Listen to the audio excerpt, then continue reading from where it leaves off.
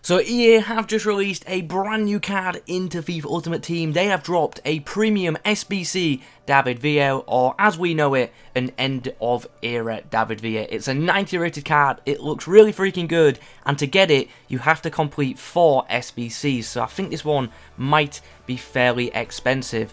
Squad number 1 looks fairly cheap, it's a 78 rated squad. Squad number 2, an 82 rated squad with 1 MLS player. And then the other 2 squads, we've got 2 85 rated teams. So that is where the costliness of this SBC is going to lie.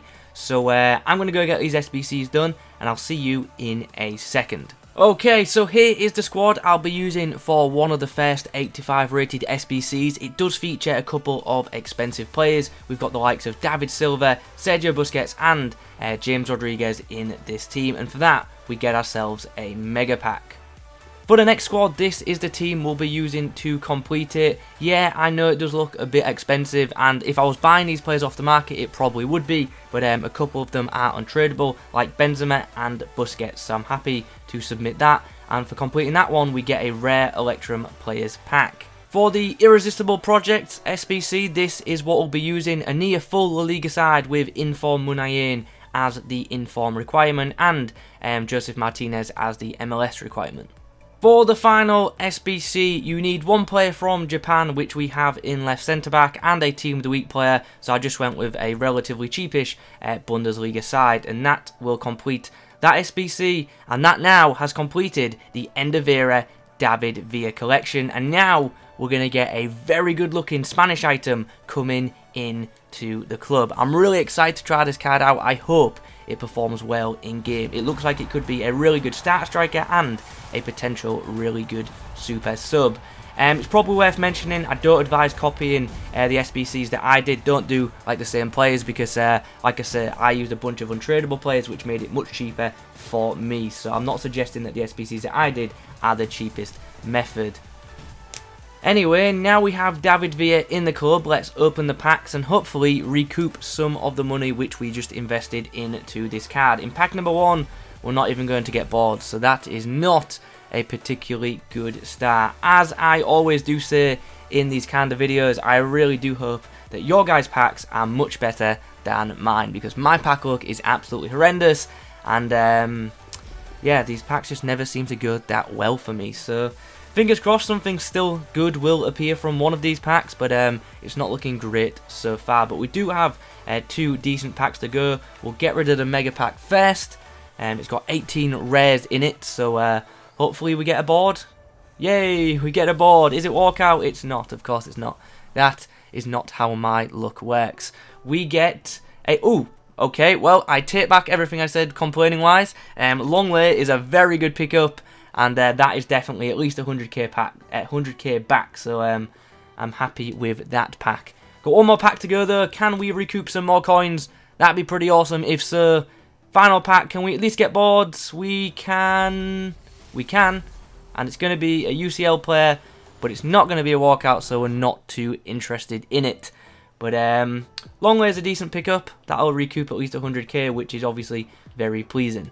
So now let's move on to the player review portion of the video. This is the team I'm going to be using this David Villa item in. It's a pretty good side. In game we are going to be playing in the 4-2-3-1 formation and the 4-2-2-2 formation. So let's have a look at this item, shall we? He's got a 4-star weak foot and 4-star skills, which is very positive to see. He's also got high-low work rates, which obviously is great for a forward.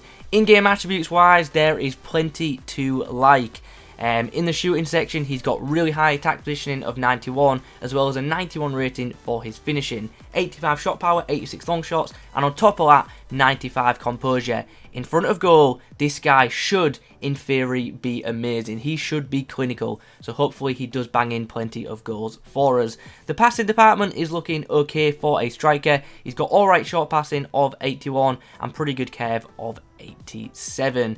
Over in the dribbling department, there's some pretty elite attributes, and there's also 1 or 2 average ones. He's got really good ball control of 95, very impressive in-game dribbling of 94, but pretty average agility of 77, so we'll see how that affects him in game when we get into the matches. Finally, over in the physical section, Like, these stats are amazing, to be honest. Not the best stamina of 81, admittedly, but he's got really high strength of 85 and really good aggression of 84. So in theory, this guy should be pretty good when battling to keep hold of possession and to regain possession. On top of all his stats, he's also got 85 jumping and 90 heading accuracy, so aerially, he should be a beast too. In theory, and on paper, this card looks absolutely amazing, so hopefully it's going to be a very impressive card to use in game. So without further ado, let's get into some matches, and let's try this card out to see if it's worth a pickup. Okay, so for David Villa's debut, we come up against this. It's a pretty ridiculous hybrid which features the likes of Neymar, Mbappe, Flashback Paulinho, Road to the Final Militao, and some other icons as well. Really good team. Guardiola finds David Villa, who's going to try and get past one, and he does really well to skip past another defender, and then a bullet of a shot goes into the back of the net. He did really well to dribble past the centre-back, found himself in a bit of space, and then absolutely blasted the ball past the goalkeeper to make it 1-0. He made that look very easy. David Villa battling very well there for the ball up against a good centre-back. And now we've got him back in possession of the football. Can we try and keep it? We're up against some good defenders here. Carlos Alberto just keeps bugging David Villa, but David Villa eventually tries to get around him, but gets dispossessed by Kyle Walker. David Villa in a bit of space, goes for the finesse shot, it's deflected, but he'll pick up the rebound, and he'll put that in the back of the net, and just like that, we've got a 2-0 lead. Okay, there's the half-time whistle. At the break, we have ourselves a 2-0 lead, thanks to 2 goals from David Villa. In the second half, we are going to switch formation. We're going to switch to my trusty 4-2-2, and David Villa will be up top with Lucas Moura. David Villa doing really well to hold up the ball. And now we have a chance to come forward. Martial whips the ball into the back stick, but unfortunately Villa's not going to get there ahead of Eder Militao. And there's the full-time whistle, so we get ourselves a 2-1 win, but that game was so much tighter in the second half than it was in the first half, but David Villa proved to be the difference with his 2 early goals. Up next for the Spaniard is this team. It's a Bundesliga / La Liga / Serie A hybrid, and it features the likes of Marco Reus, Rafael Varane, and an inform Alejandro Gomez. Oh, nice little pass there from Martial. I've got a chance to come forward. Martial's put the ball through for David Villa. What can we do here? Can he get it across the box? He can! And eventually the ball has gone into the back of the net. We got very fortunate with that though. Great run from David Villa. And I think he put it through the goalkeeper's legs for that assist. David Villa. Oh, he's gone round 1, he's gone round 2, and he's gone for the finesse. And it wasn't a bad effort. It's the break again now. Martial inside to David Villa. Puts it across the box again, and we get ourselves another goal. We're just absolutely getting this guy on the counter-attack. What you guys aren't seeing though is I'm under constant pressure. I've literally had 2 counter-attacks, and I've scored off both of them.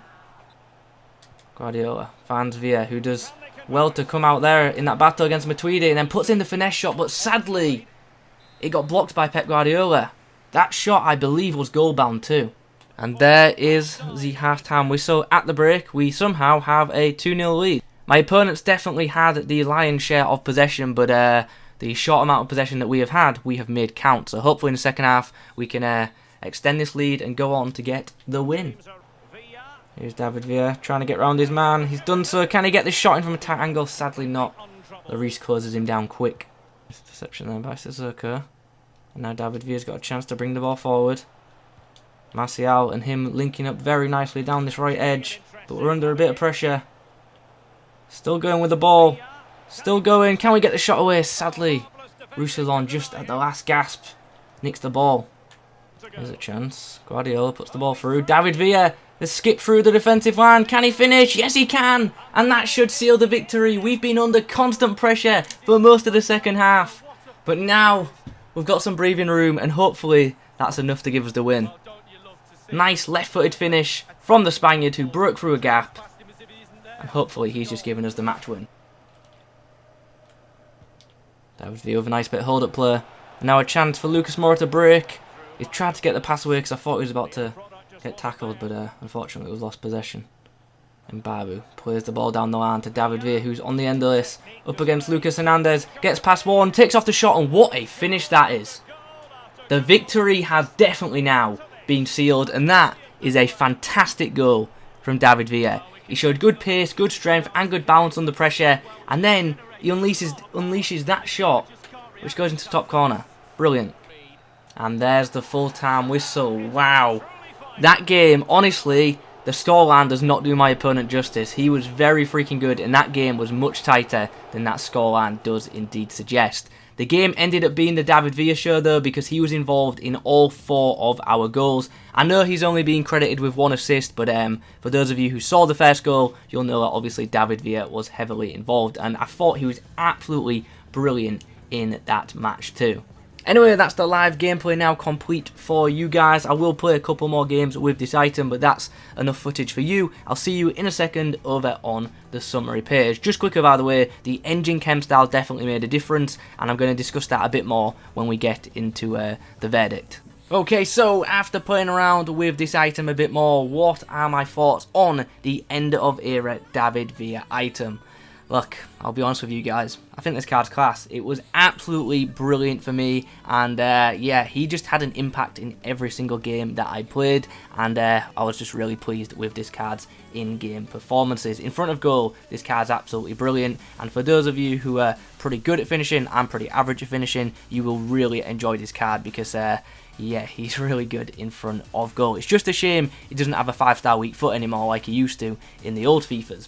Anyway, let's break things down, shall we? How is this guy's pace? He's pretty quick, as you can imagine. He didn't feel like he had blistering pace, especially when I had basic chem on him. But when I put engine chem on him, he actually felt a bit quicker, so that was obviously pleasing. In the shooting department, as you can imagine, this guy's brilliant in front of goal. I've already said it, but like seriously, inside the box, his finishing is class off both his left and right foot, and he's also got a really good power shot on him too. He's just such a composed finisher. Even when under pressure, this guy can put the ball into the back of the net, and that is obviously really freaking pleasing. Positionally, as you can imagine, I was also really happy with this card. He's got high low work rates and a good positioning stat, and he does make some really good runs in behind, and in general, his positioning is very good, and he fits the 4-2-3-1 formation perfectly because he just stays up front and waits for a pass. Talking of passing, how was this guy's passing?